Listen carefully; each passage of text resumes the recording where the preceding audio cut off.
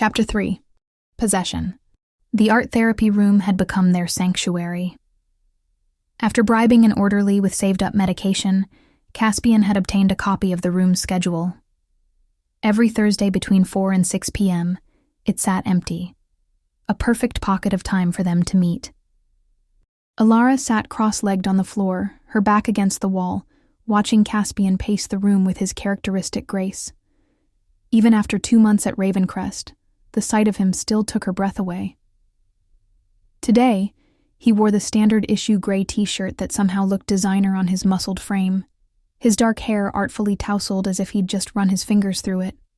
"The first time I did it," he was saying, his eyes bright with that intensity that both thrilled and frightened her, "I thought I was having another episode. The doctors would have called it a break from reality." He laughed softly. They had no idea how real it was. "Tell me again," she said, drawing her knees up to her chest. "How did it feel?" He stopped pacing and knelt before her, close enough that she could smell his intoxicating scent. His hand came up to cup her face, thumb tracing her cheekbone in a way that made her shiver. "Like swimming through darkness," he murmured. "Like letting go of everything you think you are, and then reaching out to grab something new." His other hand slid into her hair, tilting her head back as he leaned in to kiss her. The kiss was deep, possessive, making her mind fog with desire. When he pulled back, his eyes were dark with hunger. "I can show you," he whispered against her lips. "Right now." Alara's heart raced. They'd been talking about body swapping for weeks, but this was the first time he'd offered to actually demonstrate. "How?" Instead of answering, he kissed her again. Harder this time. His body pressed her against the wall, one hand gripping her hip while the other tangled in her hair. The kiss felt different, more urgent, more demanding. She could feel something building between them, like static electricity before a storm. "Trust me," he breathed against her mouth. "Close your eyes. Feel my consciousness touching yours. Like this." Suddenly, the world tilted. Darkness swept over her like a wave, and she felt herself falling, floating, dissolving. For a terrifying moment, she wasn't anywhere, wasn't anyone. Then sensation rushed back, but everything felt wrong. She opened her eyes and gasped. She was looking at herself, her own body slumped against the wall, eyes closed, face peaceful. She raised her hands and saw Caspian's larger, masculine hands instead of her own delicate ones. "Oh my God," she said, and the voice that came out was his, rich and deep. Her body's eyes fluttered open, and she saw Caspian's consciousness looking out through them. He smiled using her lips, and the expression was pure him, somehow both seductive and dangerous. "Beautiful, isn't it?" he said with her voice, reaching out to touch his own face, the face she now wore. The ultimate intimacy, no barriers between us at all. The sensation was overwhelming. She could feel the strength in his body, the way his muscles moved differently than hers. She could feel the slight scratch of stubble on his jaw when she touched it. Most disturbingly, she could feel his desire for her, a constant burning thing that seemed to live in his very cells. "How do we switch back?" she asked, trying to stay calm despite the strangeness of hearing his voice speak her words. He laughed, her laugh, but not her laugh at all. "Scared already?" He moved closer, and it was beyond strange to see her own body advancing on her with such predatory grace. "Don't you want to explore this new perspective first?"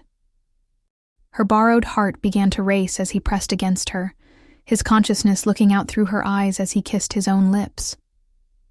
The sensation was dizzying, being in his body while feeling her body's smaller frame against him, tasting her own lips, but from his perspective. "Stop," she gasped, pushing him away with Caspian's superior strength. "Switch us back. Now. Something dark flashed across her face, his expression wearing her features. For a moment she thought he might refuse. Then he smiled and kissed her again, more gently this time. The world tilted once more, darkness swept in, and when she opened her eyes, she was back in her own body. Caspian still held her close, his real body warm and solid against hers. "See?" he murmured into her hair. "We can be together in ways no one else can even imagine." That night, alone in her room, Alara couldn't stop thinking about the body swap. The power of it was intoxicating, the ability to step out of yourself, to become someone else entirely. But there had been something unsettling about it too. The way Caspian had hesitated to switch them back, the look in his eyes when she'd pushed him away. The next few weeks were a blur of secret meetings and increasingly intense encounters. Caspian taught her more about body swapping, how to initiate it herself, how to maintain control, how to choose a target. But as her skills grew, so did his possessiveness. It started small. He would tense up when other patients spoke to her during group therapy. His eyes would track her movements in the common room, narrowing whenever an orderly got too close. During their private moments, his touches became more demanding, his kisses harder, as if he was trying to mark her as his.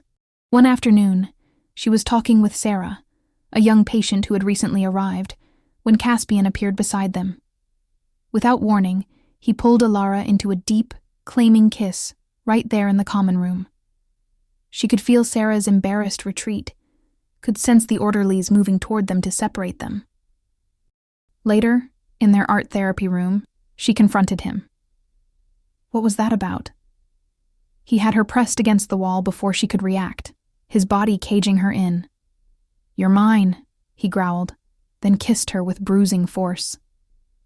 "I don't like sharing you, even in conversation." "Caspian," she gasped as his lips moved to her neck, biting hard enough to mark. "You're scaring me." He pulled back slightly, his beautiful face twisted with an emotion she couldn't quite read. "I love you," he said, and the words held both tenderness and threat. "I love you more than anyone has ever loved anything. Don't you understand? We're meant to be together. We can do things no one else can do. Share things no one else can share." His hands gripped her waist, fingers digging in almost painfully. "Promise me," he demanded. "Promise me you'll never leave me." She should have seen the warning signs then, should have recognized the darkness growing behind his golden-flecked eyes. But when he kissed her again, more softly this time, she melted into him like she always did. "I promise," she whispered against his lips, tasting the lie even as she spoke it. The next day, during her session with Dr. Anya, Alara found herself studying the doctor more carefully than usual. She was an attractive woman in her mid-40s, with an air of authority that commanded respect. More importantly, she had freedom, the ability to come and go from Ravencrest as she pleased. "You seem distracted today, Mrs. Matthews," Dr. Anya said, making a note in her ever-present pad. "Are the new medications helping with your memory issues?" Alara forced herself to focus. "Sometimes I think I remember things," she said carefully. "About before. About why I'm here." The doctor leaned forward slightly. "What kind of things?" "There was a child," Alara said, and felt the familiar pain spike through her head. I think something happened to a child." Dr. Anya's pen stopped moving. "Your husband mentioned that you had been experiencing flashbacks about the incident with your son. Do you want to talk about that?" "Son." The word echoed in Alara's mind like a bell tone. She had a son. The pain in her head intensified, and with it came flashes, the smell of smoke, a child's laughter, screaming. "I don't." She pressed her hands to her temples. "I can't." "It's all right," Dr. Anya said soothingly. "The memories will come back when you're ready. For now, I think we should increase your evening dose of— No. Ilara cut her off sharply. No more increases. The medication makes it harder to think. The doctor gave her a long look. The medication helps keep you stable, Mrs. Matthews. Without it, we risk another episode like the one that brought you here. That evening, when Caspian came to her room after lights out, he'd learned how to pick the locks weeks ago. She was still thinking about Dr. Anya, about freedom, about the son she couldn't remember. "Teach me more," she said as soon as he slipped into her bed. "About body swapping. I want to be better at it." He gathered her close, his body curling around hers possessively. "Why the sudden interest?" "I want to understand it better. Understand us better." He was quiet for a long moment, his fingers tracing patterns on her skin under her shirt. "There's something I haven't told you," he finally said. "About what happens to the original consciousness when you take over a body." Ilara turned in his arms to face him. In the darkness, his eyes seemed to glow with an inner fire. "What happens?" "They're still there," he said softly. "Trapped. Aware. They can see everything you do with their body, feel everything you feel. It's like being a prisoner in your own skin." A chill ran down her spine. "That's horrible." "It's justice," he said, his voice hardening. "For all the times they've trapped us, drugged us, called us crazy." His hand tightened on her hip. "We could do it, you know. Take over the bodies of the staff, walk right out of here together. You've thought about this?"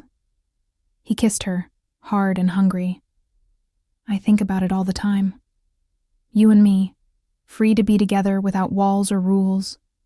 We could take any lives we want, be anyone we choose." His hand slid up to grip her throat, not squeezing but holding. "As long as we're together." That was the moment Ilara knew she had to escape. Not just from Ravencrest, but from Caspian himself. The love she felt for him was real, soul deep and passionate. But there was something dangerous growing in him, something that would consume her if she let it.